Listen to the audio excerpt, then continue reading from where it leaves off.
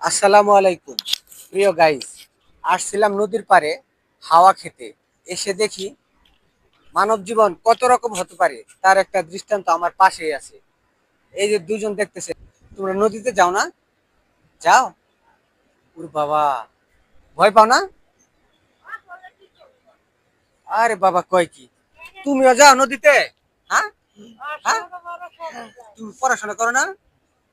আল্লাহ, কি বলে, মানে আপনি এই যে সবাই নিয়ে নদীতে যান, এই ইয়েতে থাকেন? এটা আরেকজনের বোট? ও, আচ্ছা আচ্ছা।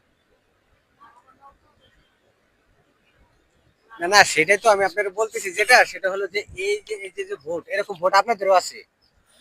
নাই? অন্যের অন্যের ভোটে আপনারা এই করেন? ও আচ্ছা আচ্ছা।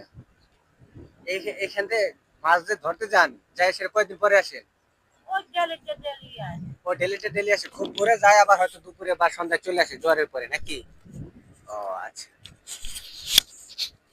কি কষ্টের জীবন, আমরা কত সুখে থাকি, তারপরেও মনে করি যে সুখ নাই। হ্যাঁ, ঠিক আছে, থাকেন, ফিরবে কখন? দুপুর বা বিকাল হবে না?